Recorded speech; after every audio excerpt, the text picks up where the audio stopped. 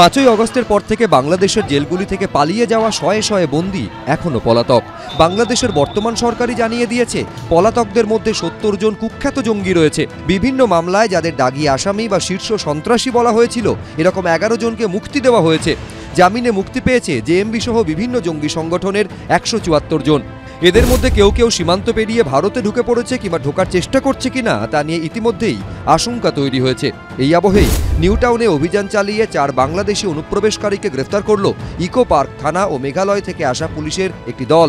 Police জানিয়েছে, ধৃতদের বিরুদ্ধে মেঘালয়ের ডাউকি এলাকায় ট্রাক চালকদের মারধর, লুট সহ একাধিক অভিযোগ রয়েছে। চাঞ্চল্যকর বিষয় হলো, 4 জনই নিউ টাউনের হাতিয়াড়ার এই বহুতলে লুকিয়েছিল।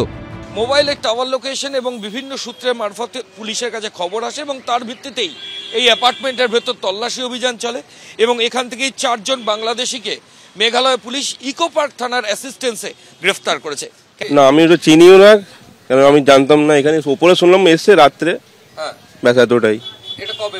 পরশুদিনকে এসে পুলিশ তুলে নিয়ে গেল। হ্যাঁ, খাস কলকাতার বুক থেকে 4 বাংলাদেশি অনুপ্রবেশকারী গ্রেফতারের ঘটনায় নিরাপত্তা নিয়ে প্রশ্ন উঠতে শুরু করেছে। এদের বিরুদ্ধে কেস হয়, কে করবে কেস? কটা কেস হয়েছে? বিএসএফ কি রেশন কার্ড, ভোটার কার্ড এগুলো করে দিচ্ছে নাকি? পাসপোর্ট বিএসএফ করে দিচ্ছে, এনকোয়ারি কারা করছে? সাপোর্ট আছে। একদিকে যখন বাংলাদেশের অনুপ্রবেশকারীরা ভারতে ধরা পড়ছে, তখন বাংলাদেশের ছাত্রনেতা আবার ভারত সম্পর্কে আজব দাবি করছেন। আমরা ভারতকে বলতে চাই, ভারত এখন বর্তমানে হচ্ছে জঙ্গিবাদের একটি আশ্রয়স্থল হিসেবে ভারত পরিচিত হচ্ছে। ভারত জঙ্গিবাদকে পৃষ্ঠপোষকতা দিচ্ছে। Bharat house of terror, house of mafia হিসেবে ভারত পরিচিত হচ্ছে। আপনারা দেখবেন, বাংলাদেশে যাদেরকে নিষিদ্ধ করা হয়েছে, যাদেরকে জঙ্গি হিসেবে নিষিদ্ধ করা হয়েছে, ভারত তাদেরকে আশ্রয় দিচ্ছে।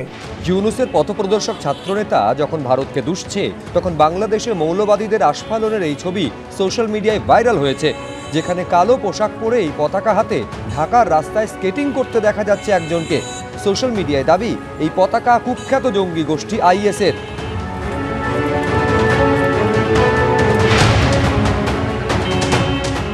ভাইরাল হওয়া চট্টগ্রামের একটি ভিডিওতে দেখা গেছে, পতাকা হাতে মিছিল একেবারে শহরের ভেতরে ঢুকে পড়েছে। চলছে ভারত বিদ্বেষ ও উস্কানিমূলক স্লোগান।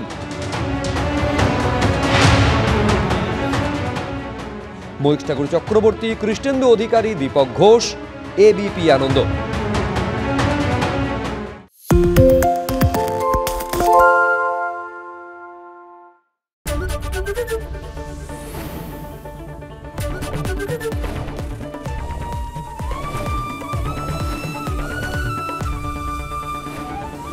এবিপি আনন্দ, এগিয়ে থাকে, এগিয়ে রাখে।